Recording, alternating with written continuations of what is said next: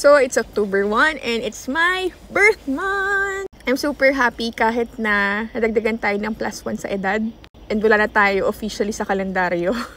Pero I'm really happy that this time I'm much wiser, much smarter, and grabe yung mga pinagdaanan ko for the past months. Sobrang drastic ng mga nangyari from the time na na-scam ako, remember that?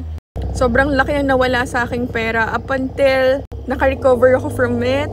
May mga nag-open opportunities, mga taong bago nakilala. And now, hindi ko na mabilang ilan na napunta kong bansa just this year.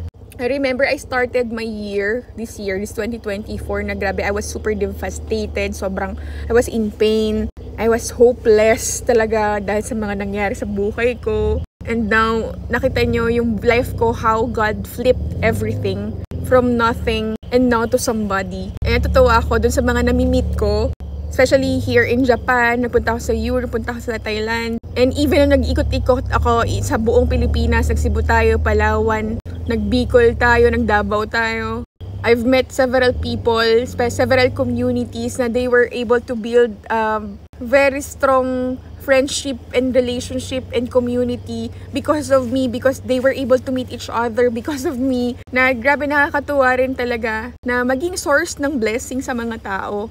And now as someone who's earning so much at my age, and sobrang nakakatuwa dun kasi nakakapag-bless tayo ng iba na sila din, kumikita rin sila ng alam mo yun, ng pera, nakaka-extra sila, nagkakaroon sila ng additional knowledge and skills para maging financially wise sila. And yung vision ko lang noon na sabi ko, gusto ko maraming mga Pilipino magkaroon ng financial freedom, time freedom, and mas makapag-spend ng time with their families para maging source ako ng blessing din. And now, it's already happening kasi, diba, who would have thought now I will be able to create and build communities from one place to another place, not just in the Philippines, but in the whole world. And I'm super blessed na, ayun, dami ko nami-meet din ng mga tao. I'm hearing their stories, after stories, after stories. Kaya may na-meet na.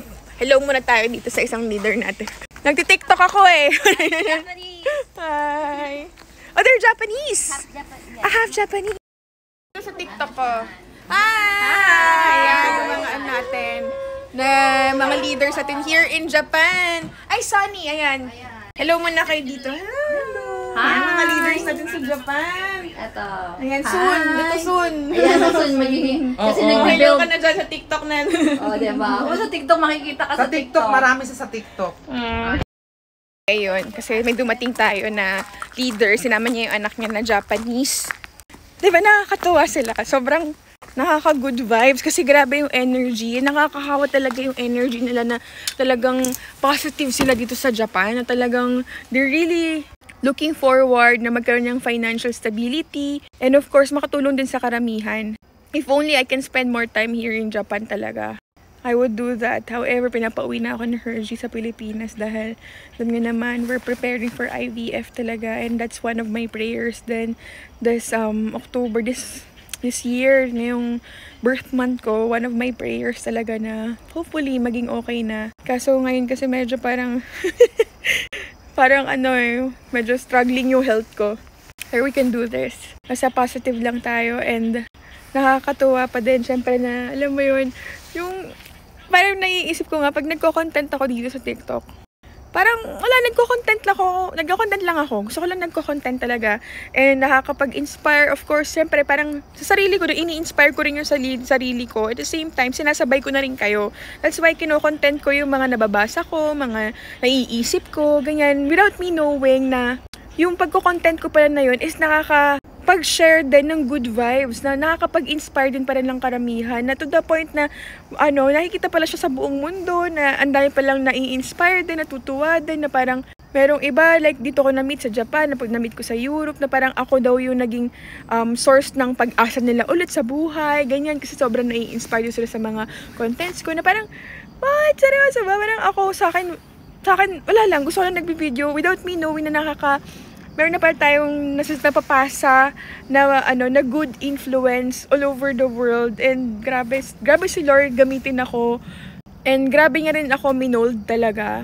And naalala ko nga na-scam ako, diba? Sabi nga ni Chinkita nun, nakausap ko siya sa phone, right after nung nangyari sa akin, sabi niya, there must be a purpose, there must be a reason why it happened. And now, dito ko nakikita yung main reason talaga bakit pala nangyari sa akin, bakit ganun ka-painful yung nangyari sa akin, diba? So, ngayon, just so you know guys, na we will be having our event this October 5. And maglo-launch tayo, syempre, ng educational platform natin na tinuturuan natin yung mga tao kung paano sila makakapasok sa forex market.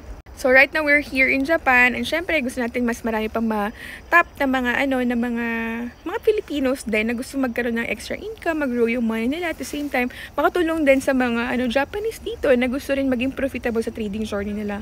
So, kung taga-Japan ka, magkita tayo sa October 5, nakaka-excite yun kasi doon na natin i-unfold lahat ng mga opportunities na pala natin ma-open. And doon nyo rin makikilala syempre yung mga leaders natin, mga future icons. So, ilalagay ko na lang sa comment section kung gusto nyo mag-register, makipagkita sa Japan. Sa Shibuya lang naman yun, kung malapit lang naman kayo. Mag-travel kayo, kung from province kayo, pumunta kayo sa Shibuya. Mag-hotel na lang, mag-book na lang kayo hotel para mag-meet-meet tayo, diba? So, I hope to see you all and nakaka-excite mga susunod pang mga yugto ng buhay ko. It's gonna be, I'm pretty sure it's gonna be exciting. It's not gonna be easy definitely, but it's gonna be exciting and fulfilling.